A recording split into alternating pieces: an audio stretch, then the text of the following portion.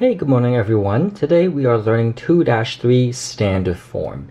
This will be the third form of graphing a straight line on an XY plane. We have learned slope-intercept form, we have learned point-slope form, and now this is the third form, which is a standard form. And we'll talk about the form later in a bit, but let's do some reviews, something that you need to know for the next lesson 2-3. So one thing that you have to know is be able to solve multi-step equations, which is from topic 1 section 1 or 1-1 in our class. So you have some multi-step equations here. For number 1, we have 2 times 0 plus 6x is equal to negative 24. Well, to do that, first we have to find are there any terms that we could add or multiply. I noticed that 2 times 0 is equal to 0 because anything times 0 is equal to 0. So that's just same as 0 plus 6x is equal to negative 24.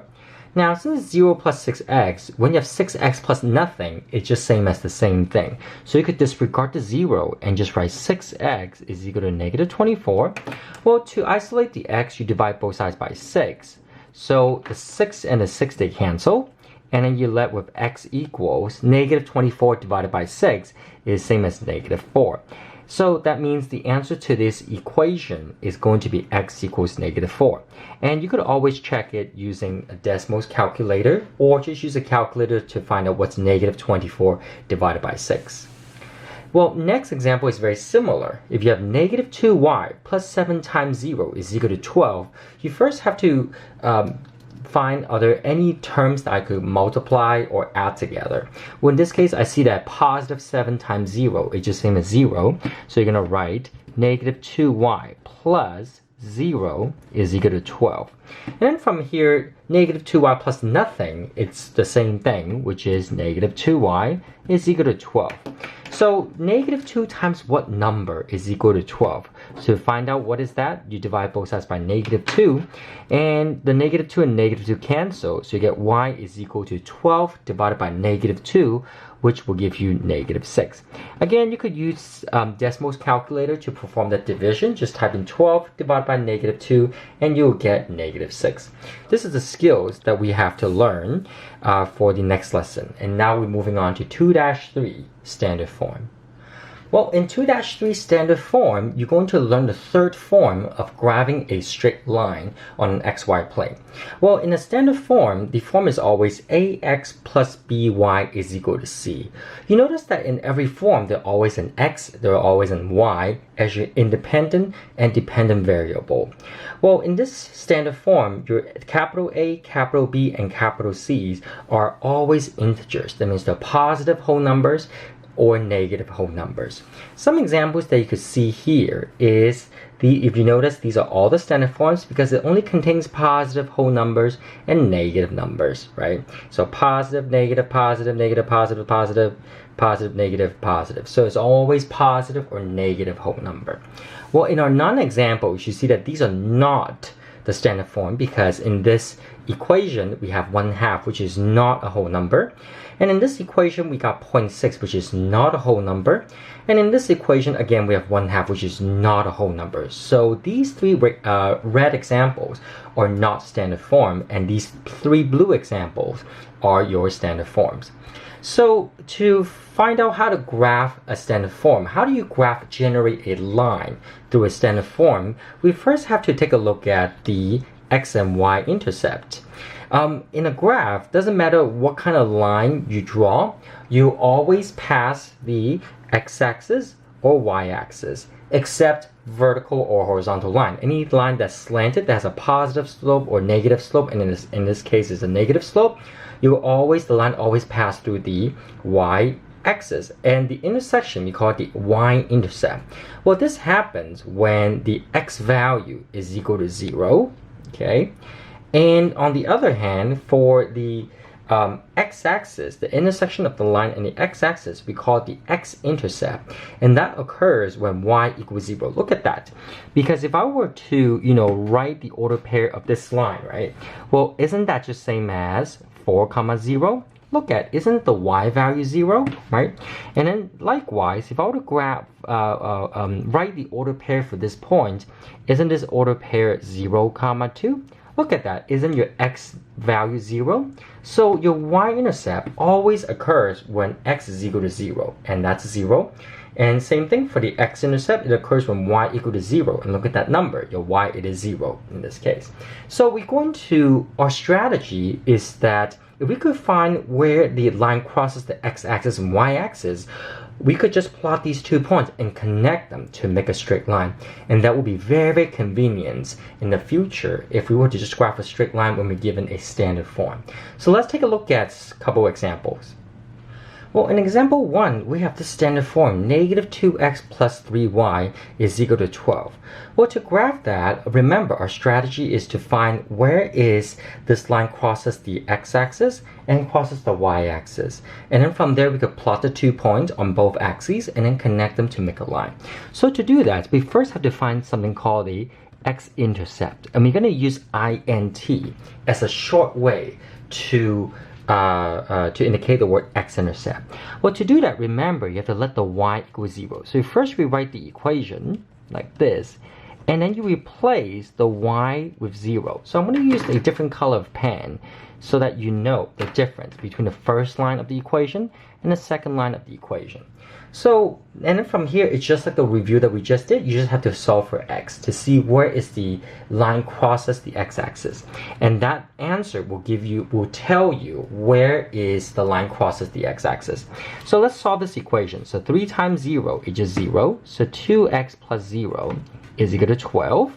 And then negative 2x plus nothing is just same as the original thing, which is negative 2x is equal to 12, right? And then to solve that equation, you divide both sides by negative 2. So using your decimals calculator, you get x equals negative 6. So that means it crosses the x-axis at negative 6. So let's do that. So on the x-axis, you find negative 6, negative 1, negative 2, negative 3, negative 4, negative 5, negative 6. So you will plot a point there because it says x equals negative 6. So on the x-axis, you plot negative 6. So, and then likewise, to find the y-intercept, you do the same thing. You first rewrite the equation. And then from there, now you're going to replace the other letter, which is the x, as 0. And then you rewrite the rest of the equation the same. And as always, negative 2 times nothing is nothing. So 0 plus 3y is equal to 12. Well, nothing plus 3y, it's just same as 3y. So 3y is equal to 12. And then divide both sides by 3, like this, right? So 12 divided by 3, you get y equals 4. So that means on the y-axis, you're going to find the number 4 and plot another point. So you start from the origin, you go 1, 2, 3, 4, because it's positive 4, you go up 4 units, and then from there, you plot a point. Then guess what? You found 2 points. Now the last step is to connect them and make a straight line. So boom, this is the straight line for the equation negative 2x plus 3y is equal to 12. Okay? Then the next example is very, very similar. You have x minus 2y is equal to 4. So we're going to do the same thing. So let's find the x-intercept first. We're going to rewrite the equation first. X minus 2y is equal to 4. Then from there, you're going to replace the y value with 0. So x minus 2 times 0 is equal to 4. Well, x minus 2 times 0 is 0. So x minus 0 is equal to 4, right? So since you're really subtracting nothing, well, x minus 0 is just x, so x equals 4. So that means on the x-axis, you're going to find positive 4. So from the origin, you move 1, 2, 3, 4 units to the right, and then plot a point, okay? And then likewise, to find a y-intercept, right, same thing. You rewrite the equation first, and then from there, you replace the other letter, which is x, with 0. So 0 minus 2y is equal to 4. Well, nothing minus 2y, right? Nothing minus 2y, so that 0 can cancel. You're left with negative 2y is equal to 4. And then at the end, you divide both sides by negative 2. So you have y is equal to 4 divided by negative 2, which is negative 2. So on the y-axis, you're going to find negative 2, which is right here. You're going to plot a point. And then guess what? At the end, since you have 2 points, you're going to connect them and then make a straight line. So this is the graph for the standard form x minus 2y is equal to 4. Well, not only you have slanted line with positive slope and negative slope, but you also have lines that are vertical line, which is undefined slope, and horizontal line, which is zero slope.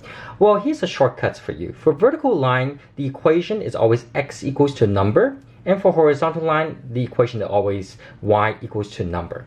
Now, I don't want you to get confused. These are not the x-axis and y-axis. Look at the x-axis. X-axis is horizontal, but for the horizontal is y equals to a number. So there's a difference between the name of the axes and the equation of a line, right? So I don't want you to get confused, right? These are called axes, and anything that is not on the axes, we call that the vertical line and horizontal line. Well, let's take a look at 3 quick examples. In example 2a, we have the equation y equals 2. So if I were to ask you to graph the equation y equals 2, we first have to look at the notes back to the top. I notice that it's y equals something, so I know it's a horizontal line. So my line is going to look like this, right? That's horizontals. So to graph that, we're going to have the, we're going to plot a point on the y-axis because that's y, and we're going to find the number 2, positive 2, which is right here. We're going to plot a point, and guess what? You're going to graph a horizontal line across that point. So you're going to do this, and then boom, this is your horizontal line for this equation y equals 2, okay? Well, the next example is very, very similar. You have x equals 3. Well, remember, when you have x equals something, according to the note, it's going to be a vertical line. So on the x-axis, I want you to find the number 3. So this is the x-axis. You're going to find the number 3, 1, 2, 3, and then you plot a point. And you have to draw a vertical line, so that means you're going to use a ruler. Draw a vertical line passes that point 3 on the x-axis. And this is the graph for x equals 3, okay? On the last example, you also notice that, well, it's going to be negative 8y is equal to 24. Well, what's so different is that in this example, you have a negative 8 in front of the y. You have an extra coefficient in front of the y. I mean, I know that it's horizontal because I only see the y value, but what do I do with the negative 8? Well, all you have to do is just, to simplify this equation just like how you solve equation back in middle school or earlier this year. So since you have negative 8 times something is equal to 24, you divide both sides by negative 8 like this. So you have to do this extra step, and then you get y is equal to 24 divided by negative 8 is negative 3. That means your equation is going to be y equals negative 3. So it's a horizontal line again. So on the y-axis, you're going to find negative 3. So from the origin, you move 3 units down. 1, 2, 3 like this. And then at the end, all you have to do is to use a ruler and connect the dot with a horizontal line. And this is the graph of the equation negative 8y is equal to 24, which simplifies down to y equals negative 3. Okay? And that's pretty much the end of a lesson. Your goal in this lesson is to be able to graph a line using a standard form, using a formula for the vertical line and the formula for the horizontal line. All you have to do is graph in this lesson. Okay? So here's the instructions of how to get to the online homework. Thank you. Hey everyone, so to get to your homework, first you go to my CNUSD website and then you click on the top of the page, my CNUSD, to log in. Well, you're going to type in your username and your password. Well, in this case, your student ID and your password. Then you go on to resource. I think for you guys it's resource. And then you go to a place called Pearson Savas Easy. Pearson Savas Easy. I'm not quite sure how you say that word, but it's Pearson Easy. Click on that. And you get to this pop-up page, and you're going to click on your class textbook. So you click on this right here. This is called Envision Integrated Mathematics 1 2009 Common Core.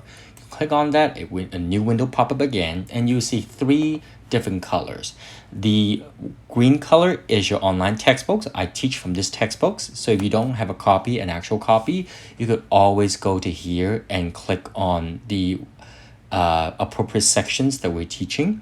But to find your online homework, you look at the reddish, orangish box in between, in the middle. It's called classes. So you're gonna click on here, click on classes, and depending on which period you're in, there will be new assignments here. So you're going to click on the click into the assignments, and then do your homework, and then that's it. Well, inside the homework, there are problems for you to work on which allow you 3 attempts before they give you the final answer. So for example, for this problem, if you accidentally got a wrong answer, it'll tell you keep trying. Then you type in another answer, and if it's wrong, then it'll give you one more chance. And the third time that you got it wrong, it'll tell you the answer right away. So, but you could always get help by viewing an example on this part of the feature. So it'll tell you what to do step by step, step by step, step by step until the final answer. So you could always refer to the question, help view an example, or you could use help me to solve this to actually work it step by step. So there will be more answer boxes for you to fill in, but at least it will help you on your learning. Now for this problem, what do you do when you get it wrong, right? So to get a point or to get scores on that homework, then you click on similar questions and you keep practicing until you get it right. So if I were to click on similar questions, you notice that the questions changed. It's different from the previous one. So let's say this time you got it right. Let's say x is equal to 5, right? Well, if you got it right, it will tell you well done, okay, and then you move on to the next problem. So you click on next to move on to the next problem, like this. And once you finish all the problem, I believe the next thing is for you to make sure that you answer all the questions. If there's anything that is not answered, make sure that you go back and look at it like this, right? So this is not answered. But let's say assume that if you finish your all of the questions on your homework, then you go to the bottom, I believe. Oh, actually, this button right here says submit my work. So you click on it and then boom, I only got 3% just because I only answered one question correct, the rest I did not answer. So in order for you to get at least 80% or any good scores, make sure that you answer every single question and it's correct, not incorrect, for you to get as many points as possible on your homework. If you have any questions, please contact me.